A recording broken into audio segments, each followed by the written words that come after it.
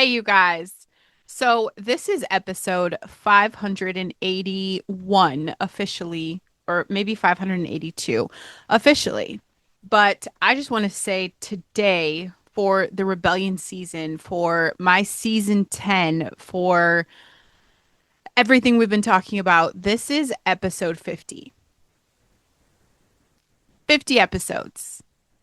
50 conversations where I have shown up with a very deliberate intention of helping you make your life different, of you making your life different, not inspiring you, not giving you content to feel good about for 40 minutes and forget. Literally 50 episodes making your life different, moving the needle, saying the thing that needed to be said, even when it's uncomfortable, and especially when it's uncomfortable, because the uncomfortable thing is almost always the true thing. And the true thing is the only thing that actually does anything. So on this 50th episode, okay, of the Rebellion season, um, I feel like this show is still one of those that just kind of layers underneath everything else. And if you get this right, it's going to reorganize everything we have talked about in a way that nothing else can. Vulnerability. And before you close the podcast, because you've heard that word so many times from so many people that it has become essentially meaningless. It's losing its power. Just stay with me because what I want to tell you about vulnerability today is not what the personal development space has been telling you. It's not the curated kind. It's not that strategic authenticity that influencers deploy to seem seem relatable while carefully controlling exactly which parts of themselves they let you see. It is not the vulnerability that is performed for connection while the real shit stays hidden in the closet, right? Skeletons in the closet. Talking about the thing you haven't said yet. That the truth about your life that you've been protecting because you're not sure what happens when it's out. The thing that you know about that if it were fully known by your audience, by your community, by the people who follow your work, would make you genuinely physiologically uncomfortable. Not because it's shameful, but because it's real. And real is the most exposed thing that a person on this timeline can be. And that thing, the one you're thinking of right now, it's the thing that connects the most. It's the whole episode. It's the whole episode. Welcome to Listen Bitch Podcast 50. I'm just going to say it again because I want you to feel it. 50 episodes of the Rebellion season, 50 conversations of rebellion. And if you have been here from the beginning, if you've been in it, if you have done the work, if you have let these episodes land and actually moved based on what landed, something has shifted in you.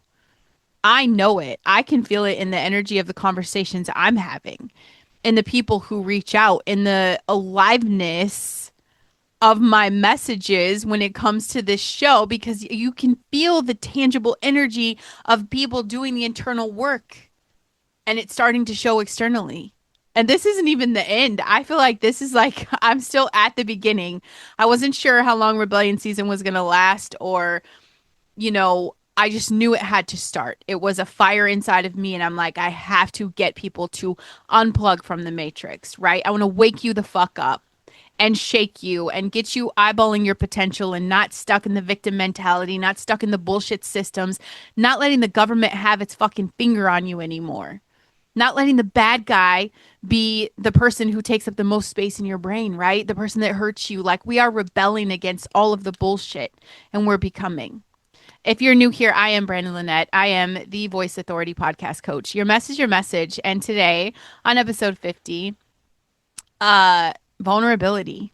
You guys, I guess it requires going first, and I've gone first a lot.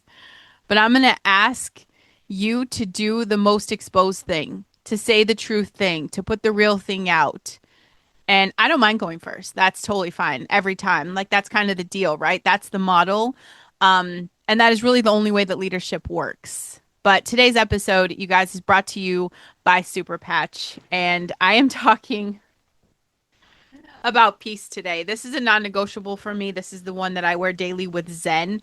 Um, you'll always be able to find it. Okay. If you're like, let me see, this is the patch you're going to find on me every single day. And especially today, because I'm doing some scary shit tonight. I'm doing like some new scary shit. Um, and I've been terrified all day. Like it's hanging over me. I can't wait to get it over with, but I can't go before my time, right? Can't do the thing before my appointment or whatever you call it. So, been sitting, sweating bullets today, but I feel like I'm bringing up the peace patch because vulnerability requires a nervous system that's settled enough to be able to be exposed. And everybody's numbing themselves for these experiences. And there's a big difference. Numb does not feel the fear and it goes through the motions. Settled, solid, my nervous system at peace, it feels the fear and moves anyway because the nervous system has the support that it needs to tolerate that exposure. Peace patch is what I reach for before the moments that require me to be fully real. You know, the hard conversations, the scary shit, the honest episodes, the decision to say the thing I've been protecting. And all of my stickers are drug free, zero ingredients, vibrotactile technology that tells your nervous system you are held. You can be honest. You do not have to brace for impact with your own truth. Um, I've got the link in the show notes, you guys. Vulnerability, the most powerful tool available to a human being who wants to connect or to lead or to build or to change anything, and the most consistently avoided one. Yeah, people avoid it. And it's fair because your brain hates vulnerability. The fear of vulnerability is not irrational. Okay.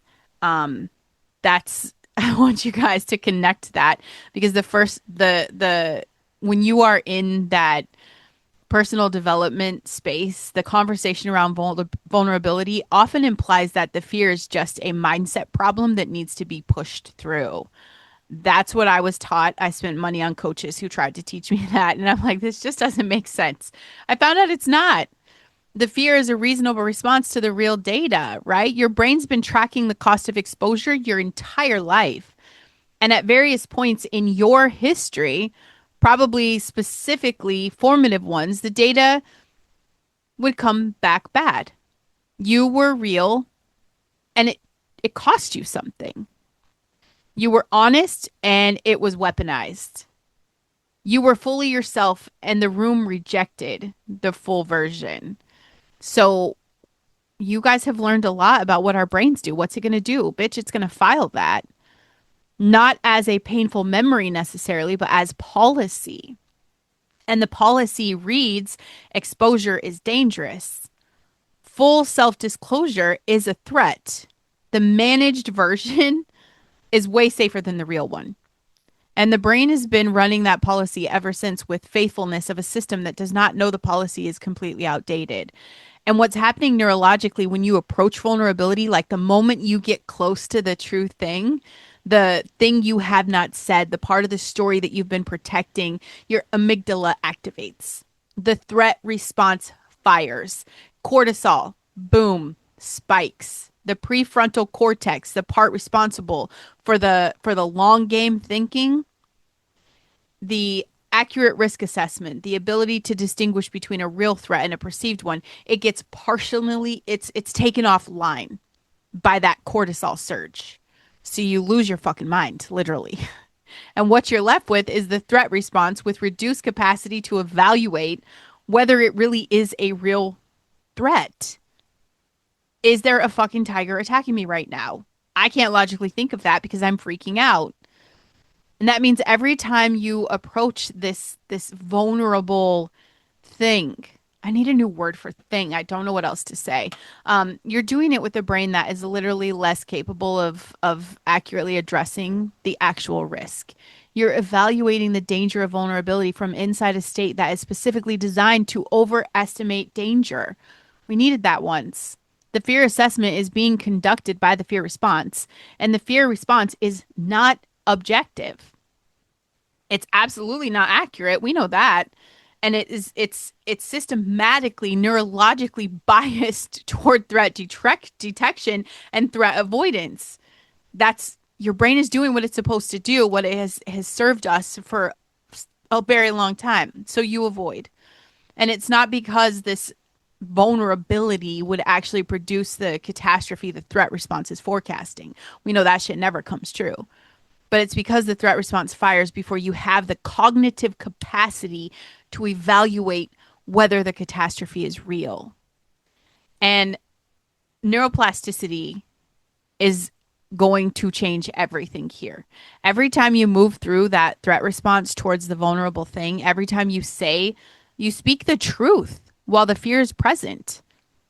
Every time you put the real version out there while your amygdala is screaming, is fighting for your life, you give the brain new data, evidence that the exposure was survivable, that the catastrophe didn't come, and that the real version of you connected rather than repelled. And with enough of that data, the threat assessment updates, the amygdala still fires, vulnerability never becomes not scary. But this is what happens. Your prefrontal cortex gets better at overriding the alarm. It gets better at saying, yes, bitch, this is scary as fuck, but there's no actual danger. It's a lot lower than the feeling. So it's a matter of you can actually say fuck your feelings and move anyway. That is the skill. That is what distinguishes the people whose work connects deeply from the people whose work is good but somehow never quite lands. And the people who connect deeply have done more reps of vulnerable exposure. Not because they feel less fear. It's because they have more evidence that the fear is something they can survive. And more evidence produces more movement, and more movement produces more evidence. And that's the cycle we want to be in, bitch, because once that starts, it builds in the direction of your freedom, baby. That's what happens, but it only starts with the first rep. And the first rep is the only one you keep almost taking, bitch, and you haven't taken it yet. And I want to define vulnerability because I am serious. Like it's been so thoroughly colonized by the toxic positivity coaches and this influencer space. Okay. Most people never really hear it and they think it means something that it is not. Um, Vulnerability is not confession. Yeah, I bought that lie for a very long time and I thought that if I confessed to you guys that that was my vulnerability, so I did that. But that's not what it is. It's not the strategic disclosure of curated difficulty that makes you seem relatable while protecting the parts of yourself that are genuinely exposed. It's not posting the bad photo alongside 10 good ones to demonstrate that you're authentic. It's not the tearful story that has been told so many times it's become a performance of emotion rather than the emotion itself. Like, how many times can I cry that someone hurt my feelings? Right? At some point, those tears, I'm making them come. Vulnerability. And I'm learning this. Like, I'm about to be vulnerable tonight and I am losing my fucking mind.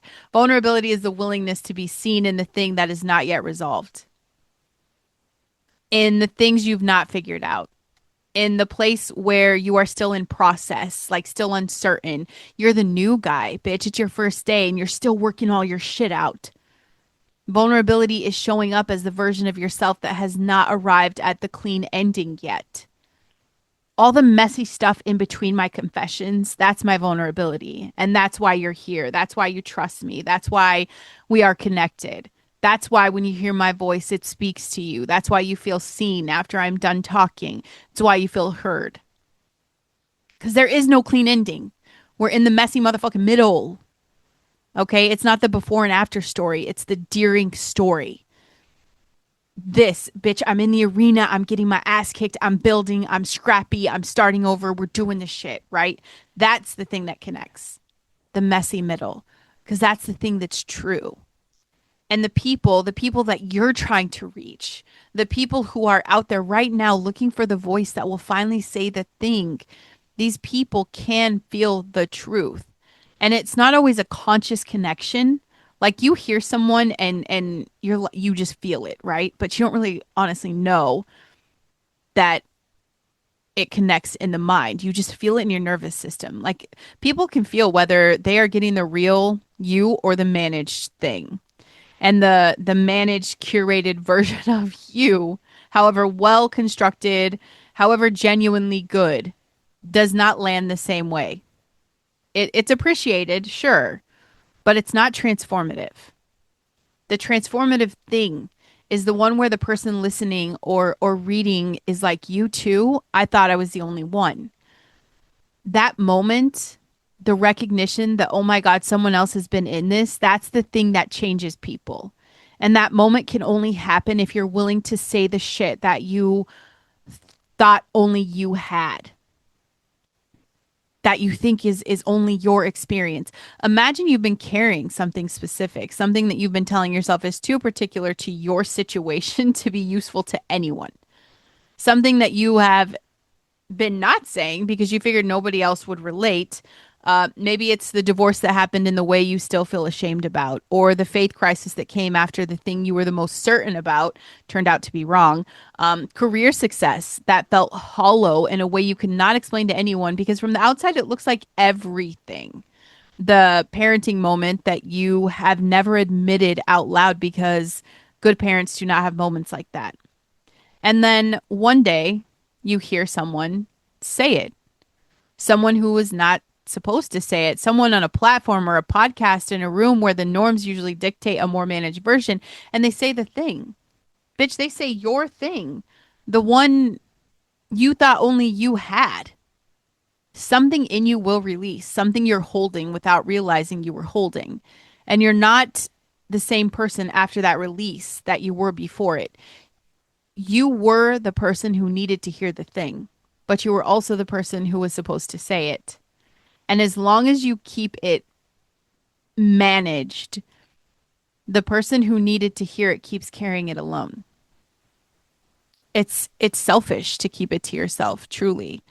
And systems, I mean, they need your management. This is the thing that isn't explained directly. The managed version of you is going to be more useful to the systems than the real one. A managed person is a predictable person. They will not say the thing that disrupts the consensus. They will not share the experience that contradicts the official narrative. People that play it safe, right? Like you guys know, I blew up my Facebook. I lost a lot of friends. I got a lot of hate messages. I put out the real version, my truth, my voice. Everybody lost their damn minds. A lot of people are not going to put the real version out into the world where it might organize other people around a truth that the institutions need to stay quietly contained. The cool thing is that I spoke my truth. I lost a lot of people, but I also gained a lot of people who are like, you are my voice now. You're saying everything I was thinking, and nobody's saying it. Nobody made it a safe space to talk. You know who profits from this? The media. Oh, baby. The managed version of events, the personal brand economy profits from the managed version of people. The political establishment profits from the managed version of discourse where the real things that are happening are not said plainly and publicly by people, while the credibility of lived experience, the corrupt structures that run shit behind the curtain, you know this. They need the managed version because the managed version does not threaten anything. It produces content, it generates engagement, it stays safely within the perimeters that make it people can process this by the machine. It can all be processed. The real version is disruptive. That's what I love about my Faith and Fire show is that I am not agreeing with any system. I'm telling you the truth, and I'm telling you God did this first. I'm telling you nothing is new under the sun. The fear mongering is bullshit. Telling the truth, calling everybody out on it, and it's all of them. I've showed both sides of the mess. I've opened up the curtain. That's disruptive. The real version should be disruptive, not it doesn't have to be this crazy, violent, dramatic way, but just a very quiet, deeply threatening way that the truth is always it's always disruptive to structures built on something other than truth. And we know stuff in the government is not built on truth.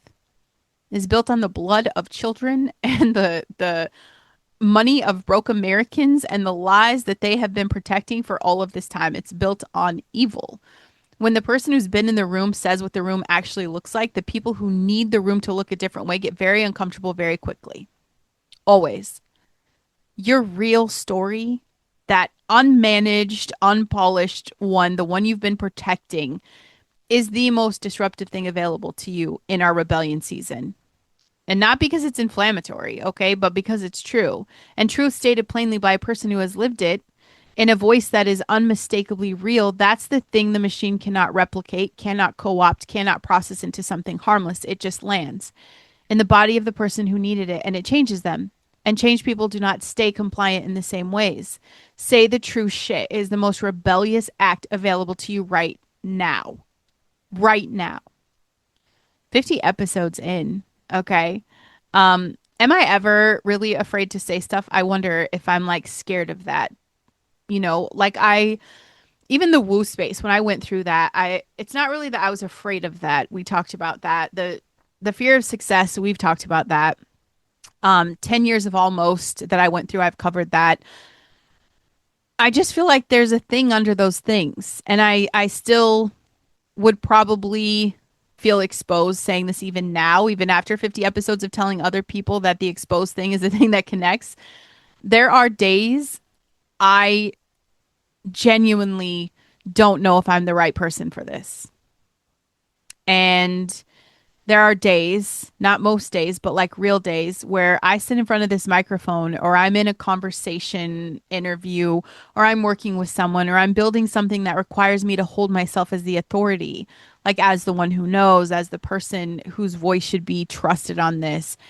And I feel this very quiet, like, who the fuck do you think you are kind of doubt that's always been with me since the beginning. And it's not loud, right? It's the devil's whisper. Um, it's the way the oldest doubts always are. It's just it kind of lingers. The ones that have been with you long enough that they know how to be patient. And yeah, I mean, I've said it in my interview show. Like I question all the time, like, God, you're calling me to this. He called me to the interview show. He called me to Faith and Fire. He called me to launch Rebellion season. And there's moments where I am just so not sure, not sure why he has chosen me. Um, why me? You know, am I enough? And am I enough to hold the capacity working with my coaching clients? Am I enough? There's times I just think there's so many amazing people out there. Why am I enough? Right? But this is the thing. This it is the truth. It's the underlying truth of everything I do. There's always a question. Always a question. And I feel like if you're listening to this and you have your own version of this, you know that doubt that lives underneath the confidence that you put on for the people who are watching. And I do that, you guys. I is it performing? I do that. I feel like when I'm scared of these conversations, I have interviews with several people during the week and even just sitting down with a coaching client, there's times I'm really nervous and how would it be if that reflected on the outside? So I do specific things. I put my shoulders back, I put my head up a little higher, and I hold myself differently. So you guys would always know from my posture when I'm super comfortable because I'm a little sloucher. I got my knees up here, I got my knees up on my chair. I'm crisscross applesauce. You could see when I'm the most nervous that I perform the courage. And it is a matter of adjusting my body. I put my feet on the floor, shoulders back, head up. When I'm nervous, that's a tell. So if you guys have never watched my videos, now I gave you a little insider secret. But this is the thing. What I want you to understand is that the doubt and the doing are always going to coexist and they can. The doubt doesn't disqualify me. The most exposed thing is not the absence of doubt, but the decision to show up despite it. Babe, the doubt's still there. And I'm on episode 50 here. I've done 100 interview episodes, 100 plus interview episodes. Okay. Both things are simultaneously true. And the only way they can both be true is if the doubt does not get to decide. If the showing up happens regardless of what the doubt says. If the voice goes out into the world in spite of every convincing argument the fear makes for keeping it in. That's what I want for you. The doubt can stay, but your voice has to go out anyway. My interview show, I'm speaking with this woman who had a very specific thing that she hadn't said on her platform.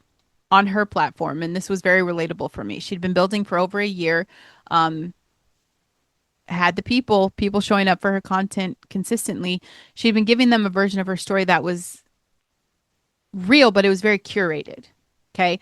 The parts that had clean endings were what she would share. The parts that had, the lesson attached, the parts that were survivable to share because they were past. But what she didn't share was what was current, still happening, still uncertain. The marriage that was in the hardest season it had ever been in, and the professional thing that had not resolved yet. The faith question she was in the middle of and not through it. And she shared it in a post, the real version of where she was. There was no resolution on the end. There was no happy ending. It was just the truth of the messy middle.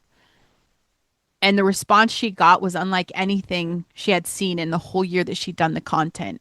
And it's not because more people saw it, because the people who saw it actually responded differently. The messages that came in were not the usual engagement. They were from the dark, from people who had been watching her work from the edges, not commenting, not engaging publicly, carrying their own current uncertain shit by themselves. And they wrote to say, I did not know anyone else was in this. I thought I was the only one. That's it. And she told me that past changed her relationship with her platform entirely. Entirely. She used her present messy middle to bring real connection. That's it. She was producing performance, but the real version of her, the truth, produced contact. One nervous system meeting another, one person saying to another, you are not alone in the middle of this. And I share this to say that's what your real story does. And the people who are in the middle right now, who are watching your managed version from the edges without commenting, it's probably because they need your real shit. If this episode is speaking to you, if the thing I'm describing is the thing you have not said yet, if it has a face and a shape to your life, I want you to do something before I go further. I want you to share this out with a person. One person, one who has a real version inside that they're sitting on their story too. Share it with them. Subscribe. Make sure you leave a written review. Okay. If the show has done something real in your life, this is the moment to say it publicly. So go ahead and leave a review. It helps a lot. The written review helps a lot. Okay. I want to talk about vulnerability for me from the truest frame I have. And this is the one that is mine before anything else. Okay. Jesus was the most vulnerable person who ever lived. And I don't mean that in like this soft little churchy therapeutic sense. I mean literally, it cost him everything. He wept in public, at a grave, in front of people who were watching and who would have an opinion about the Son of God being moved to tears. And he didn't manage anything. He didn't perform the strength that the moment might have seemed to demand. He wept, and he said this on the cross, and it's what I remind myself of in the moments where I question myself the most, and I think, God, really, why me? Are you sure about me? Are you sure about me? He said this on the cross, my God, why have you forsaken me? That isn't managed. That wasn't polished. That is the rawest possible expression of that human experience of feeling abandoned in the worst moment. And he said it out loud in front of everyone. It is written in scripture from a lot of testimony accounts. And he said it, and it connects because it was true. Because the real thing is always worth saying, even when, especially when the real thing is dark. And that vulnerability, the full exposure of humanity is what has connected him to every person who has ever felt forsaken in any moment. And that's all of us. That is all of us. At some point, in some form, the moment when everything you believed would hold, it didn't hold. Or when the thing you trusted let you down, or when the night was the longest and the silence of heaven felt the loudest. In your messy middle, when it's quiet, when God gives you a mission, right? He gives me this mission. And then he got really super quiet on me. And I'm every day like, are you sure about me? Are you sure about me? And I remember what Jesus said. He said it out loud. And 2,000 years later, it is still the most connecting thing ever said because the most human thing ever said was the most vulnerable thing ever said. And the most vulnerable thing ever said was the truest thing ever said. That's the loop. And the truth will always connect. Your vulnerable truth connects in the same way, not on the same scale, but through the same mechanism. Person to person, nervous system to nervous system. I've been here. I am here. I am here right now. Everything God called me to do, I'm hearing silence. I am hearing crickets. And I am hearing the devil's whisper of this, you're not enough. Why you? Why would he choose you? I hear that whisper. And I think, oh, why? Why'd you call me to this and just leave me here by myself? Podcasting is lonely. And there's a lot of quiet moments, a lot of quiet moments. But that vulnerability of what he did reminds me to keep going. That's the connection Christ modeled. And it's available through you when you stop managing and you start being real. And if you are sitting with your own forsaken moment right now, if you are in the dark place or the quiet place where the silence of heaven feels the loudest, I will sit with you right now for a minute because I feel that. And I want to say what I know, what my faith has taught me to be true directly. He is not actually absent. He said it too. He was in it too. And the fact that he said it, that he put the full, honest darkness of the human experience into language, is itself the evidence that he was present in it. You cannot say the true thing about your experience without being in your experience. He was in it, he's in yours too. I know to be true that in this quiet moment where he just dumped stuff on my lap and I feel like he disappeared on me, I know he's still there. And I'm going to keep looking and I'm going to keep working and I'm going to keep stewarding my mission. And I just want to tell you right now that Jesus is worth finding.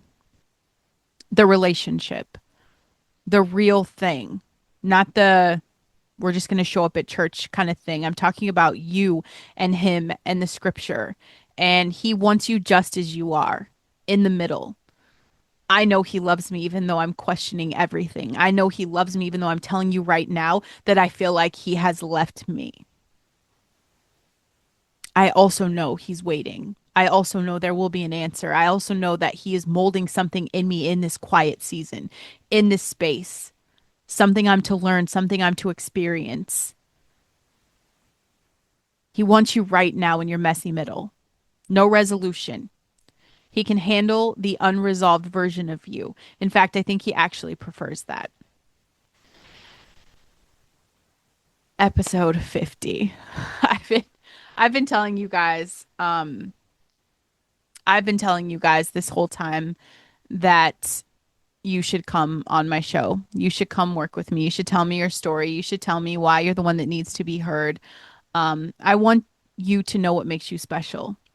And today I feel like I just am called to say it a little differently because this season has been about one thing underneath everything else, getting you into your potential, getting the real version of you, the unmanaged, unpolished, fully honest version out into the world where it can do the thing it was put here to do. And I am launching something. It's out there. Listen Bitch presents Tell Me Why You're Special. I want to give you the invitation, this formal invitation to the person who's been listening to the season and knows they have something to say but has not said it yet. I want to invite the person who has the story and the mess and the voice who has been managing it instead of using it. The person who is ready, actually ready, done waiting, ready to stop planning and actually start building. Tell me why you're special is the conversation. It is me sitting across from you asking the one question that cuts through everything. Not what's your niche, not what's your strategy, not what's your content calendar. Why are you the one? What is the specific, unreplaceable, only you have lived through this thing that makes your voice the one that certain people have been waiting for? And that right there, I build an entire episode around that. And that podcast is going to carry that thing into the world. the real version, the vulnerability of our conversation, the one that finds the person who's been carrying the same shit alone and says, "You are not the only one." That changes something in someone today. So that's your invitation. You guys check the show notes. You can see where you can link to get on Tell Me Why You're Special. I genuinely want to know. And I genuinely believe, having had over 100 conversations, having sat across from person after person who had something real to offer and had been holding it back, I believe you have something that someone needs. And I want to help you give it to them. Action step for this, okay, is to say the thing. Speak your fucking truth. All of it.